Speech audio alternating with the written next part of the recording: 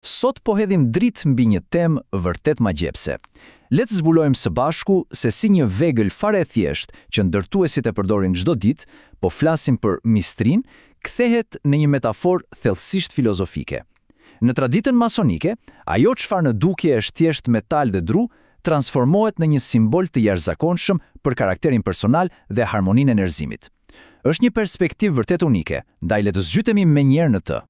Për ta zbërthyer plotësisht, do të ndjekim një rrugtim tepër të qartë sot. Fillimisht, do të prekim historinë e vetvegjëls fizike për të kaluar pastaj te evolucioni i vllazërisë, lidhja mes moralit dhe karakterit, ndërtimi i shoqërisë morale dhe, në fund fare, te harmonia dhe ai që njihet si tempulli i brendshëm.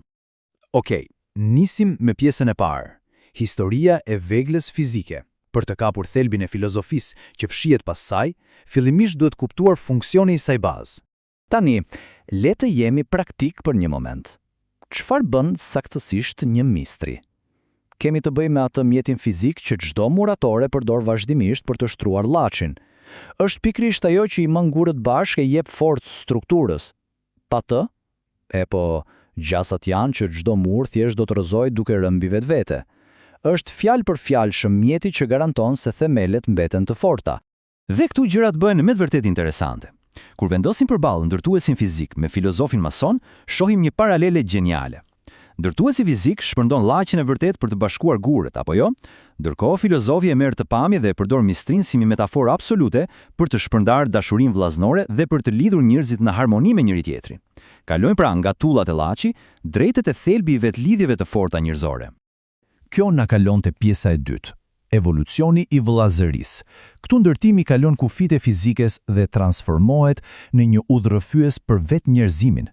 Imagjinojeni këtë proces si një udhëtim në 3 hapa thelbësor. Hapi i parë, kemi thjesht gurë të palidhur. Mendoni për këtë si njerëz të izoluar secili thellë në botën e vet, pa asnjë kontakt. Pastaj vjen hapi i dytë, aplikimi i llaçit. Këtu futet në lojë toleranca dhe respekti ndërsjell, forca që fillon të na bashkojë. Dhe në fund, arrim në hapin e tretë, një tempull i qëndrueshëm. Ky nuk është asgjë më pak se sa një familje universale bashkuar. Dhe kjo na sjell të një thënie jashtëzakonisht e fuqishme, fjalë për fjalë epiqendra e kësaj filozofie. Shoqëria nuk mund të ndërtohet mbi përçarje. Kjo s'është thjesht një frazë tingëlluese, por një paralajmërim serioz. Na tregon qartë se pa ata agjentin lidhës moral, çfarëdo strukture që njerëzimi përpiqet të ngrejë, qoftë një komunitet i vogël apo një shtet i tërë, herat avon do të gërmuqet e do të bjerë. Por si mbahet e gjitha kjo në këmbë? S'mund ta lëm vllazërinë thjesht si një ide pasive, kërkohet përkushtim aktiv. Kërkesat themelore janë aty: mirësia, toleranca, solidariteti dhe respekti patjetërsueshëm për dinjitetin njerëzor.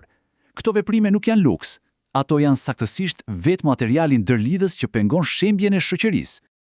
Kjo na udhëheq natyrshëm drejt pjesës së tretë, lidhja e karakterit dhe moralit. Tani do të zhytemi edhe më thellë, duke kaluar nga shoqëria në tërësi brenda vetë individit. Nëse bëjmë një hartëzim të drejtpërdrejtë, analogjia bëhet edhe më e qartë. Në këtë tabelë vizuale, gurët fizikisht përfaqësojnë individët. Llaçi, ato janë thjesht dhe pastër lidhjet morale shpirtërore, ndërsa mistria është vetë forca bashkuese në aksion. Çfarë do të thotë kjo praktikisht? Që karakteri një individi nuk është kurse diçka private, është ndërtues i bazë i krejt realitetit që ndajmë bashkë. Dhe këtu nxjerrim këtë mësim jetik. Vetë përmirësimi s'mund të jetë i plot nëse nuk shkon krah për krah me shërbimin ndaj të tjerëve. Dituria thjesht e humbet vlerën e saj nëse mbahet e mbyllur dhe s'përdoret për të ushqyer harmoninë kolektive.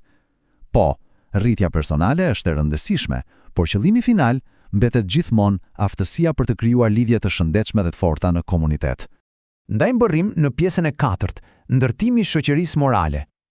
Këtu ndodh magjia e madhe, kur ato karaktere të forta bëhen bashkë për diçka më të madhe.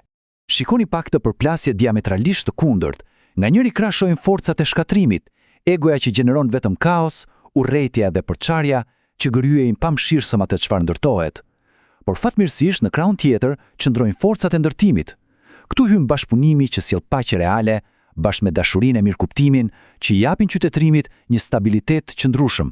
Logjika flet vetë. Ndarja na fundos, solidariteti na mban gjallë. Për ta pasur këtë stabilitet, mendojeni si një ekuilibër arkitekturor absolutisht perfekt.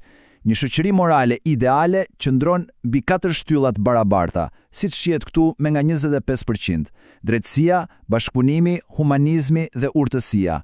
Ashtu si një godinë madhështore që s'mund të mbahet dot mbi 3 shtylla pa u anuar, edhe qytetërimi moral ka nevojë thelbësore për të katërta këto vlera në sinkron të plot. Dhe kështu, me këtë pamje të gjerë, arrim tek stacioni i fundit, pjesa e 5, harmonia dhe tempulli i brendshëm. Nga bota jashtme, fokusi tani kthehet në dimensionin më sublim. Sepse në një nivel thellësisht ezoterik, simbolika e mistrisë nuk kufizohet thjesht raportet me të tjerët. Ajo kthehet në një instrument që fjalë për fjalë bashkon energjitë, që harmonizon trupin, mendjen dhe shpirtin brenda nesh dhe na integron plotësisht me ritmet e vet universit. Pra forca bashkuese na lidh me vet frekuencat e një të vërtetë mbar kozmike. Ky është ndoshta thelbi më i bukur i gjithë kësaj ideje. Harmonia nuk krijohet nga uniformiteti, por nga respekti për dallimet. Mendoni për një sekond për një mur guri të vjetër, mjeshtror. Ai mur s'është bërë kurrë me tulla fabrikate të njëjta. Ka forma të ndryshme, të mëdha e të vogla, që mbështeten perfekt te njëra tjetra. Në shoqërinë njerëzore, larmishmëria e mendimeve dhe kulturave s'është dobësi. Është një pasuri e pamate, me kushtin e vetëm që respekti të shërbejë si llaçi i duhur. Dhe e gjithë kjo kulmon te ky konkluzion brillant. Tempulli i njerëzimit ndërtohet me gurët e karakterit dhe me llaçin e vllaznisë. Ky është treguesi përfundimtar.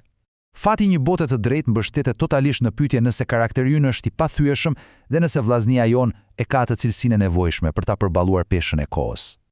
Ndaj, e mbyllim këtë shpjegim vërtet provokues me këtë pikpyetje të hapur: çfarë lloj llaçi po përdoret aktualisht për të ndërtuar shoqërinë tonë moderne? Apo ndërtojmë me themenet e forta të tolerancës dhe solidaritetit afatgjat, apo jemi mbështetur te diçka të dobët që sjell përçarje sapo tunden ujërat? Është përtej çdo dyshimi një refleksion i thellë për të mbajtur me vete pas kësaj jave. Le të vazhdojmë ta shohim botën rreth nesh me mendje të hapur. Faleminderit që e ndoqët këtë shpjegim.